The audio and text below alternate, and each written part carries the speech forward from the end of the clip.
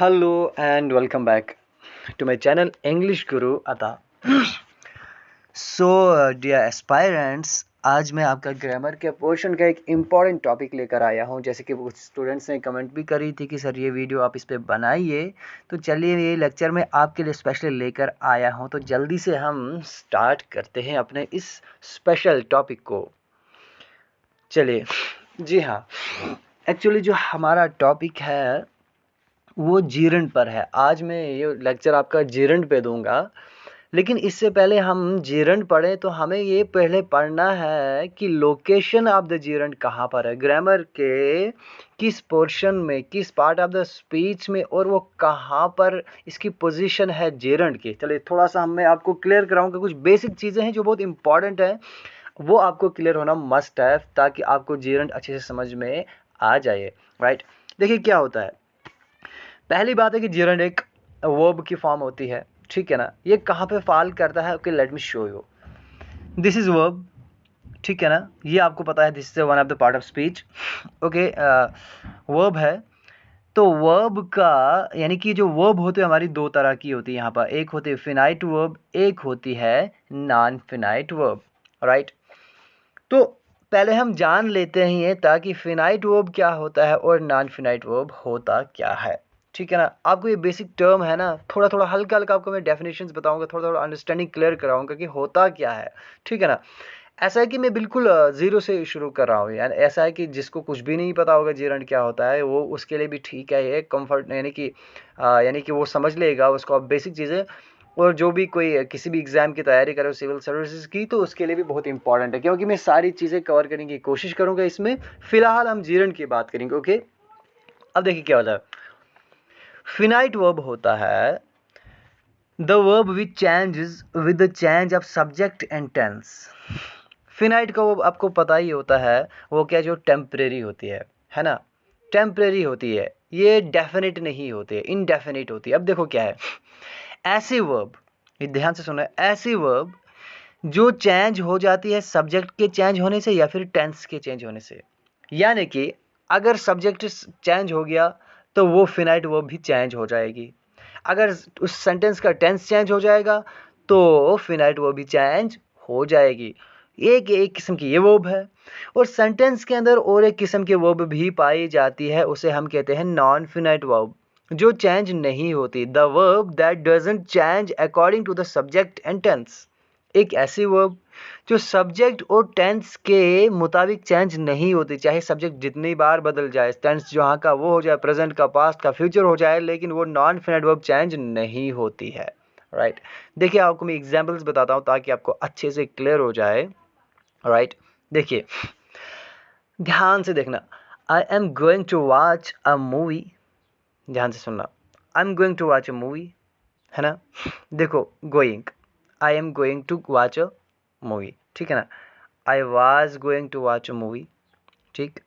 I shall go to watch a movie, they are going to watch a movie, है ना। अब देखिए क्या होता है, हमारे पास है यहाँ पे, मैं आपको और भी लिखता हूँ, देखो, और ही, ठीक है ना।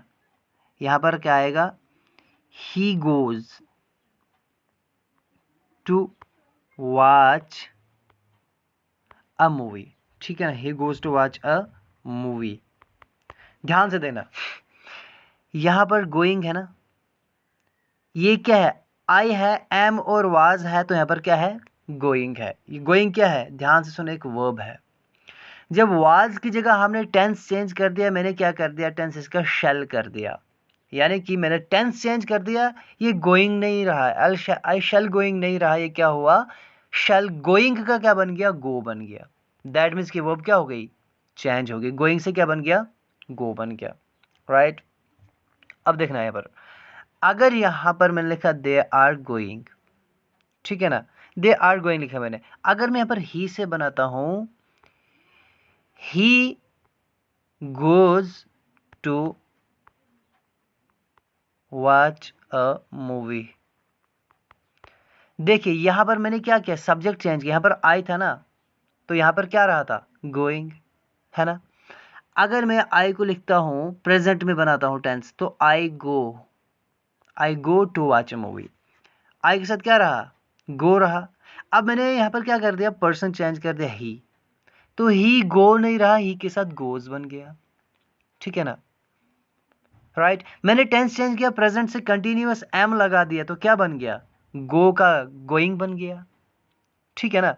यानी कि देखो कभी ये गो हो रहा है, कभी गोइंग हो रहा है, कभी गोज हो रहा है, यानी कि चेंज हो रहा है। जब टेंस में चेंज करता हूँ, टेंस चेंज करता हूँ, तो ये सब्जेक्ट ये वो भी चेंज हो जाती है, ठीक है ना। अगर मैं सब्जेक्ट चेंज करता हूँ तो ये वर्ब भी चेंज हो जाती है। ऐसे वर्ब, ध्यान से सुनना, ऐसे वर्ब जब हम टेंस चेंज करेंगे या फिर हम सब्जेक्ट चेंज करेंगे और वो वर्ब भी चेंज हो जाए, उसे हम बोलेंगे वर्ब। कौन सी वर्ब, उसे हम बोलेंगे फिनाइट वर्ब, राइट।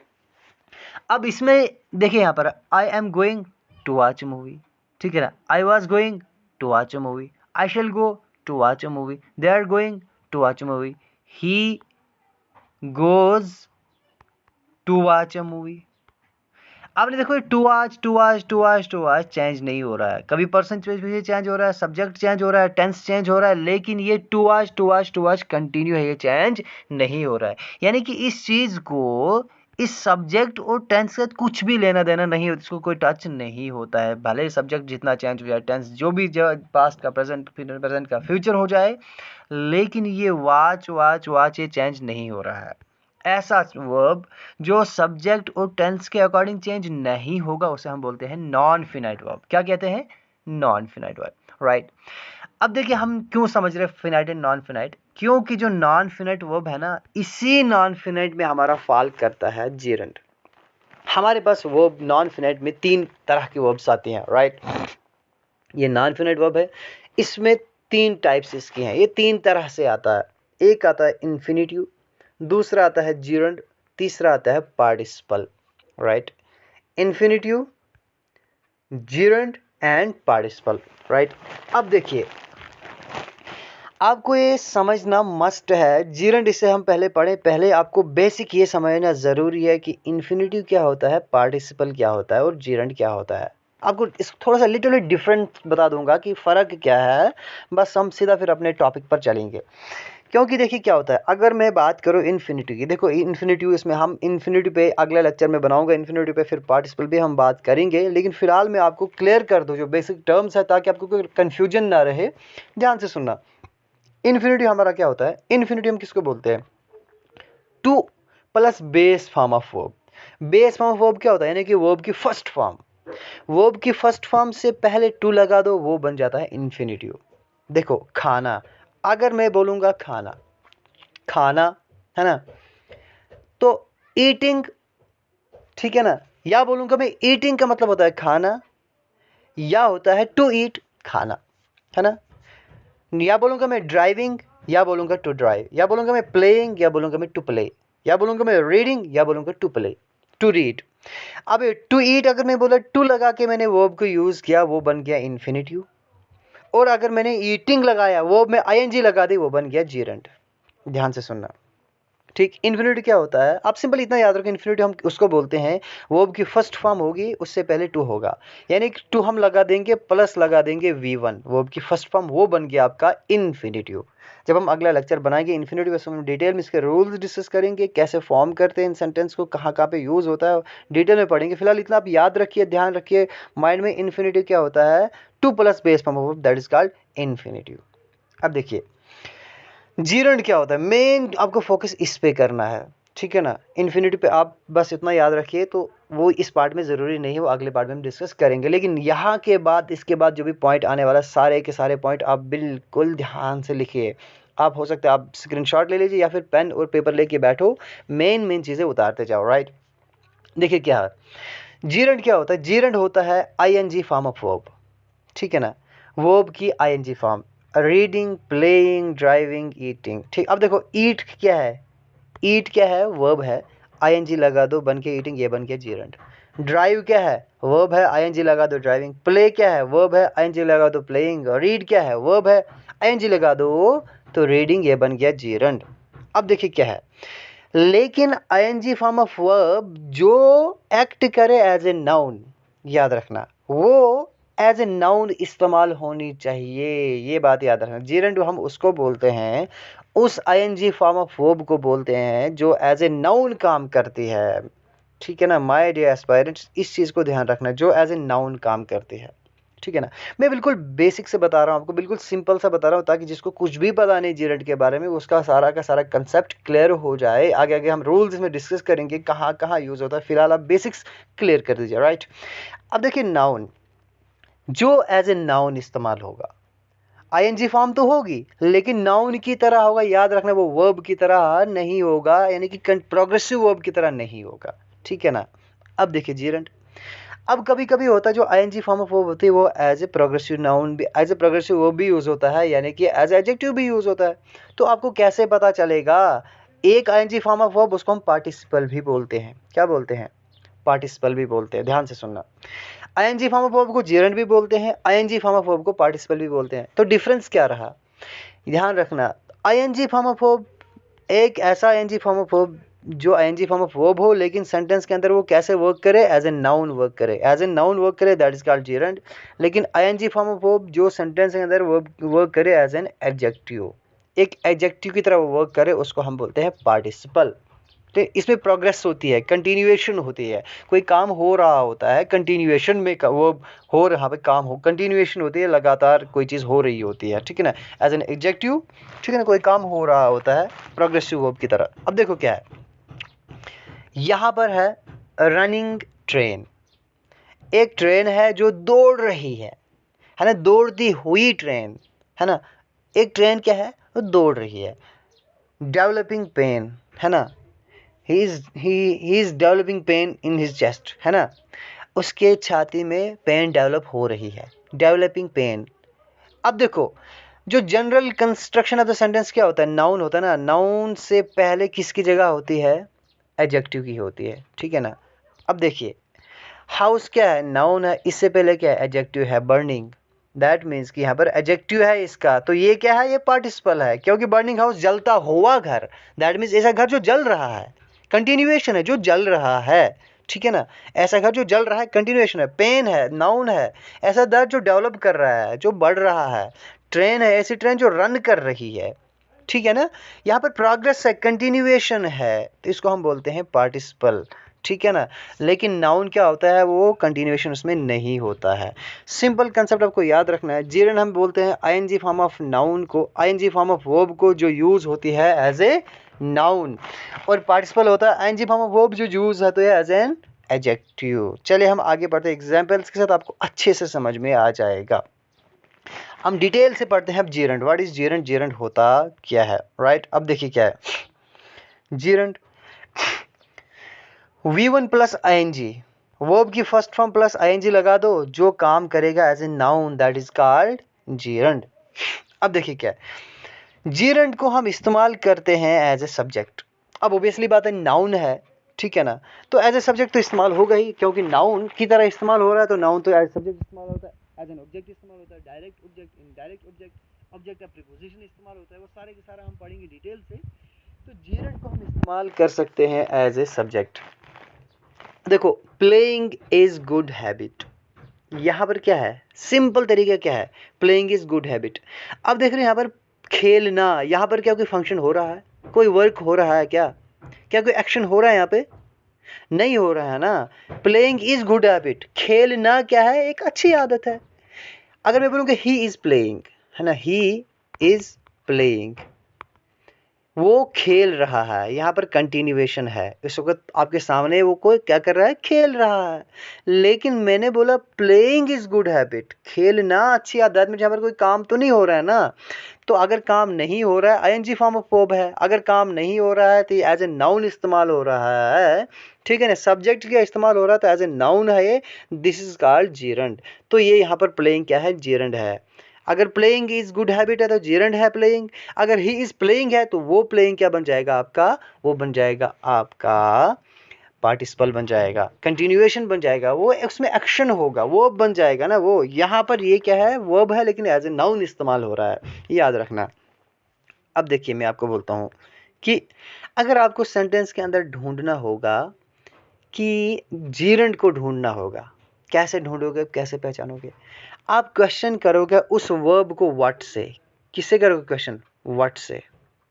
व्हाट आप करो व्हाट से क्वेश्चन, अगर आंसर आएगा उस वर्ब के अंदर तो वो आपके जीरंड होगा। अब देखो कैसे। Is good playing is good habit. What is good habit? Question करो what is good habit, that is playing. आया ना व्हाट से answer. Swimming is good for health. What is good for health? What is good for health, that is swimming. ठीक है, answer आ रहा है ना, what is swimming, swimming is good for health. ठीक है, is a skill, running is a skill. मैं question करूंगा व्हाट से, what is a skill, running is a skill. आ रहा है ना, वो आपका आंसर दे रहा है, दैट मींस ये क्या है, जीरंड है। अगर मैं बोलूंगा ही इज प्लेइंग, ध्यान से सुनना, वो खेल रहा है। आप यहां पर करोगे ही इज प्लेइंग के लिए आप अगर क्वेश्चन करोगे व्हाट से, सॉरी, ही इज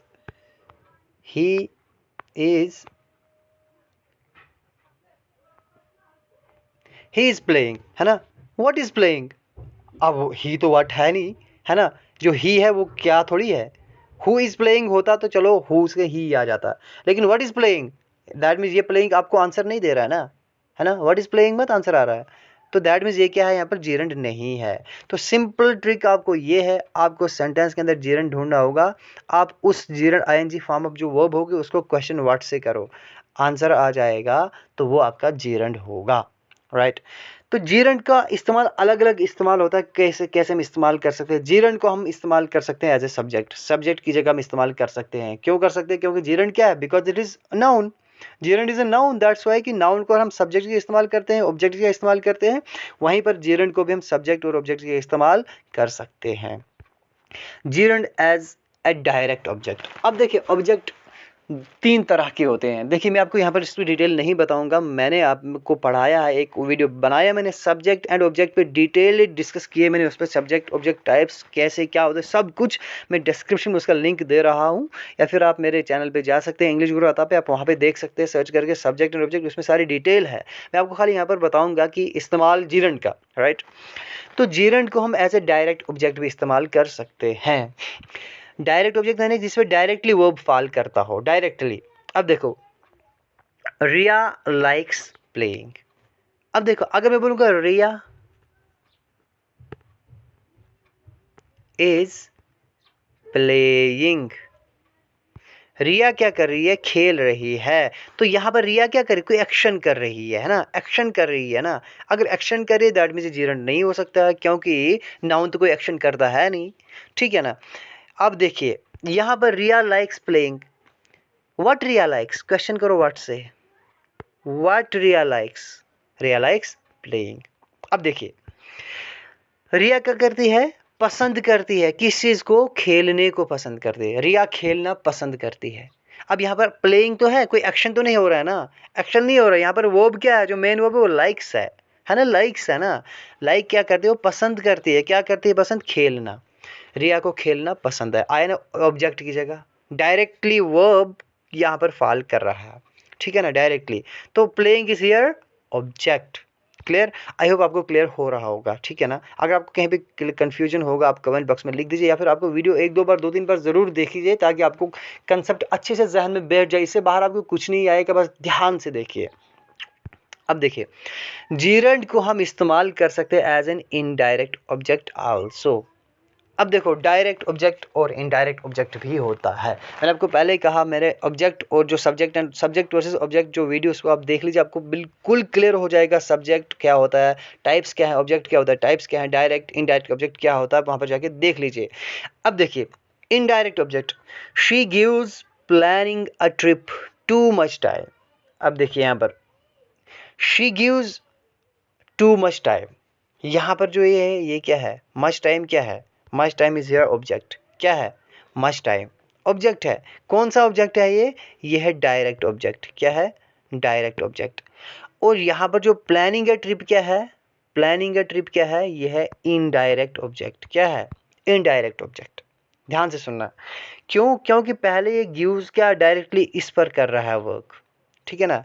जो वर्ब है डायरेक्टली किस पे असर कर रहा है, she gives too much time, she gives what she gives too much time, दे रही ना, for what, planning a trip। अब इनडायरेक्ट जेरंड आपको ढूंढना है यहाँ पर, ठीक है ना। तो इनडायरेक्ट ऑब्जेक्ट को आप इस्तेमाल कर सकते हो, जेरंड एज ए जेरंड भी इस्तेमाल कर सकते हैं। अब देखिए क्या है, अब आपको ढूंढना है यहाँ पर कैसे, मैंने आपको पहले बोला आपको इनडायरेक्ट ऑब्जेक्ट ढूंढना है। तो इनडायरेक्ट ऑब्जेक्ट ढूंढने के लिए आप दोबारा, आपको बार बार कह रहा हूँ, वो वीडियो जाके देख लीजिए, आपको पूरा क्लियर हो जाएगा, डिस्क्रिप्शन में आपको लिंक मिल जाएगा। तो सिंपली मैं बता रहा हूँ कि जेरंड को हम एज एन इनडायरेक्ट ऑब्जेक्ट भी बता सकते हैं, यूज कर सकते हैं। देखो प्लानिंग यहाँ पर है, कोई एक्शन तो नहीं हो रहा है ना, मत हो रहा है। शी गिव्स, गिव्स तो यहाँ पर वर्ब ये है ना, एक्शन वाला वर्ब जो मेन वर्ब वो ये है। शी गिव्स, वो देती है, क्या देती है, प्लानिंग ए ट्रिप टू मच टाइम, वो देती है बहुत ज़्यादा टाइम, किस चीज़ को, एक ट्रिप को प्लान करने के लिए। दैट मीन्स ये प्लानिंग यहाँ पर एज ए यानी जेरंड इस्तेमाल हो रहा है। कोई यहाँ पर ये प्लानिंग आईएनजी फॉर्म है, यहाँ पर एक्शन नहीं हो रहा है, एज ए पार्टिसिपल नहीं है, ये क्या है, एज ए जेरंड इस्तेमाल होता है। सो सिंपली हम क्या कर सकते हैं, इनडायरेक्ट ऑब्जेक्ट को हम डायरेक्टली, हमको बस यही खाली यही नहीं इस्तेमाल कर सकते, जैसे डॉग है, कैट है, मैन है, बस यही इनको डायरेक्ट ऑब्जेक्ट, इनडायरेक्ट ऑब्जेक्ट इस्तेमाल नहीं कर सकते हैं। हम एज ए जेरंड भी इनडायरेक्ट ऑब्जेक्ट इस्तेमाल कर सकते हैं। अगला है gerund of N object of preposition. Object की अगली टाइप ऑब्जेक्ट ऑफ प्रीपोजिशन। तो ऑब्जेक्ट ऑफ प्रीपोजिशन के तौर पर भी हम जेरंड को इस्तेमाल कर सकते हैं। क्यों? Because gerund is a noun, it can be use as an object of preposition. Actually ऐसे इन सब जगहों पर इस्तेमाल क्या होता है, नाउन होता है। क्या होता है, नाउन इस्तेमाल होता है, सब्जेक्ट की जगह, ऑब्जेक्ट की जगह, direct object, indirect object, object of preposition, इन सब जगह नाउन इस्तेमाल होता है, ठीक है ना।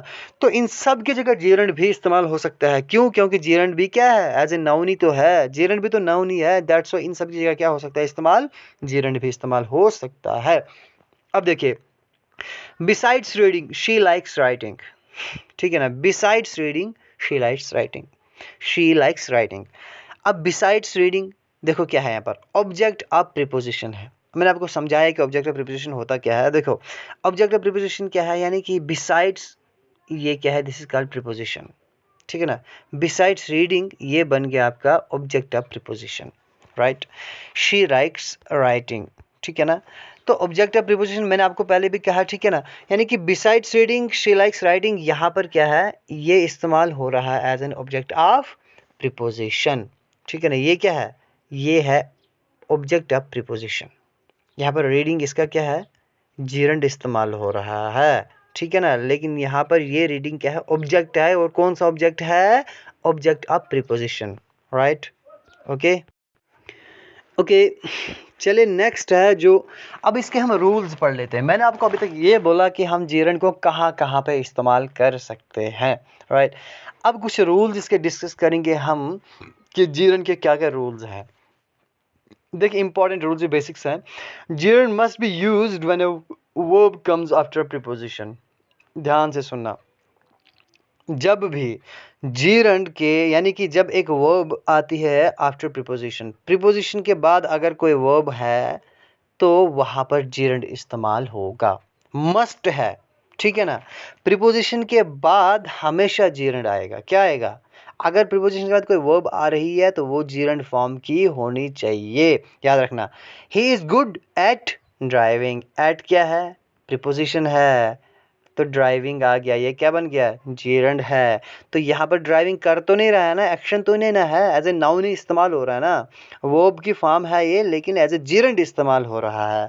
क्यों? क्योंकि इससे पहले क्या हमारा प्रीपोजिशन है। बस आपको इसमें रटना कुछ नहीं है, याद रखना है, यानी कि आपको इतना सारा याद रखना है, आपको जेरंड जरूर लगाना है। कब लगाना है, जब क्या आएगा, प्रीपोजिशन के बाद कोई वर्ब आएगी, उसको हमने क्या लगाना है, जेरंड। तो next is ours here, in spite of missing the cab he did it at time, ठीक है ना। in spite of missing the cab, अब देखो missing ing है ना, ये क्या है, दिस इज कॉल्ड जेरंड। और इससे पहले क्या है, आपके सामने क्या है, प्रीपोजिशन है, right. Of is a preposition, इसलिए इसके बाद क्या आएगा, हमेशा जेरंड आएगा। क्योंकि इसके बाद अगर कोई वर्ब आया तो वो किसके फॉर्म में होना चाहिए, जेरंड फॉर्म में होना चाहिए। He doesn't allow anyone without paying charges, वो किसी को चार्जेस पे किए बिना अलो नहीं करता। तो विदाउट इज हियर प्रीपोजिशन, इसके बाद अगर कोई वर्ब आ रही है तो वो जेरंड फॉर्म में होनी चाहिए। आप ऐसा कभी नहीं लिख सकते, he doesn't allow anyone without to pay charges, है ना, टू पे चार्जेस है ना, in spite of miss the cap नहीं लिख सकते आप, मिसिंग ही आएगा, आईएनजी फॉर्म ऑफ वर्ब ही आएगी, वो भी used as a gerund, right, पहला रूल। नेक्स्ट आपके पास है gerund must be used after the following expressions. कुछ ऐसे एक्सप्रेशंस हैं जिनके बाद आपको हमेशा जीरंड को इस्तेमाल करना है, राइट। अब देखिए, जैसे it is no use, can't help, to be worth, can't understand, इनके आप क्या करोगे, इनके बाद आपको हमेशा क्या यूज़ करना है, जीरंड इस्तेमाल करना है। It is no use trying to avoid, देखो इट इज़ नो यूज़ आया ना, तो इसके बाद क्या आएगा, ट्राइंग टू अवॉइड। यहाँ पर नहीं आप लिख सकते हो it is no use to try to avoid, नहीं लिख सकते हो। टू ट्राई लगा वो बन जाएगा इन्फिनिटिव, लेकिन यहाँ पर इस्तेमाल नहीं होगा, यहाँ पर आपका हमेशा क्या इस्तेमाल होगा, जीरंड इस्तेमाल होगा। I can't help watching a movie in a day, है ना, आपको ऐसे भी हो सकता है sentence, I can't help to watch a movie in a day, लेकिन आपको टू वॉच क्या बन गया, वो इन्फिनिटिव बन गया। मैंने आपको पहले बोला कि टू यानी कि two plus base form of is called infinitive, लेकिन यहाँ पे इन्फिनिटिव इस्तेमाल नहीं होगा, क्यों, क्योंकि रूल कहता है जब कैंट हेल्प आएगा तो उसके बाद आपका क्या आएगा, जीरंड फॉर्म आएगी। अगला rule, a gerund is used after the following verbs. ये नीचे कुछ वर्ब्स है, ये आपको कुछ बहुत सारे वर्ब्स आपको याद करनी पड़ेंगी, स्क्रीनशॉट ले लीजिए, लिख लीजिए, आपको ये याद करनी पड़ेंगी। जब कभी भी ये वाले वर्ब आपको दिखेंगे तो इनके बाद आने वाला जो वर्ब आएगा वो जीरंड फॉर्म में आएगा, याद रखना। Start S, stop S, just like, tolerate, try, understand, regret, remember, risk, resist, require, propose, recommend, practice, love, mention, miss, need, etc. इनके बाद जो भी आपको याद रखने, इनके बाद क्या आएगा, आफ्टर द इन वर्ब्स के बाद हमेशा आपको क्या आएगा, जीरंड फॉर्म आएगा, ठीक है ना। आई लाइक रीडिंग नॉवेल, ठीक है ना, I like to read novel नहीं लिख सकते आप, आई लाइक रीडिंग नॉवेल लिख सकते हैं आप लिखोगे I like to read novel. दिखने में तो सर बिल्कुल करेक्ट है, लेकिन यहाँ पर रूल क्या था, लाइक है, अगर आपको, ठीक है ना, आई लाइक इसके बाद क्या आएगा, टू रीड हो, इन्फिनिटिव है, लेकिन यहाँ पर इन्फिनिटिव नहीं आएगा, यहाँ पर क्या आएगा, जीरंड आएगा, आई लाइक रीडिंग नॉवेल आएगा, right. Next is gerund is used after possessive adjective. अब देखिए पजेसिव एडजेक्टिव के बाद जब भी आपको कोई चीज़ आएगी, यानी कि जो पजेसिव एडजेक्टिव है इसके बाद आपको हमेशा क्या आएगा, जीरंड आएगा। पजेसिव एडजेक्टिव होता क्या है, जैसे कि माय, है ना, योर, हिज, हर, इट्स, है ना, मैं लिखता हूँ राजूज पेन, है ना, ये राजूज एपिस्ट्रॉफी वाला जिसको हम बोलते हैं किसकी जो पोजेशन, ठीक है ना। तो पजेसिव के बाद जो पजेसिव एडजेक्टिव होगा उसके बाद आपको क्या आएगा, हमेशा जीरंड आएगा। देखिए it is not good his coming late, अब देखिए यहाँ पर इज है मिसिंग, यहाँ पर इट इज है। It is not good he is coming late in meeting, it is not good he is to come late in meeting नहीं लगा सकते आप, यहाँ पर इन्फिनिटिव है, टू कम लेट नहीं लगा सकते आप। यहाँ पर आप क्या लगा सकते हैं, यहाँ पर आपको लगाना है आईएनजी फॉर्म लगानी, वो भी जीरंड लगाना है। क्यों, क्योंकि रूल आपको क्या कहता है, पजेसिव एडजेक्टिव के बाद आपका जीरंड आएगा। पजेसिव एडजेक्टिव क्या है, हिज है ना, वैसे ही अप्रिशिएटेड माई, माई क्या है, पजेसिव एडजेक्टिव, तो इसके बाद क्या आएगा, dancing at party, he appreciated my dance at party नहीं लगा सकते आप, इसके बाद हमेशा आपको क्या आएगा, डांसिंग एट पार्टी आएगा। आईएनजी फॉर्म ऑफ वो भी आएगा एज ए जीरंड, क्यों, क्योंकि इससे पहले आपका क्या है, पजेसिव एडजेक्टिव है। आई होप आपको पूरा समझ में आ गया होगा, क्लियर हो गया होगा। अगर कोई क्वेश्चन होगा, कोई क्वेरी होगी तो आप लिख सकते हैं, ठीक है ना। तो अगला जो हम डिस्कस करेंगे, जो चैप्टर हम देखेंगे, अगला पार्ट हम इन्फिनिटिव या फिर पार्टिसिपल्स पे हम डिस्कस करेंगे, क्योंकि पार्टिसिपल जो जेरेंड एक तरह के होते हैं। मैंने आपको डिफरेंस यानी कि हल्की हल्की जो डेफिनेशन दी है उनको क्लियर किया हुआ है, तो आप अच्छे से समझ लीजिए, अच्छे से वीडियो को देख लीजिए। तो अगले जो नेक्स्ट पार्ट आएगा इन्फिनिटीज़ पे लेकर आऊँगा मैं, फिर पार्टिसिपल पे हम बात करेंगे, ताकि आपको जो नॉन फिनाइट वर्ब्स है सारी की सारी क्लियर हो जाएंगे।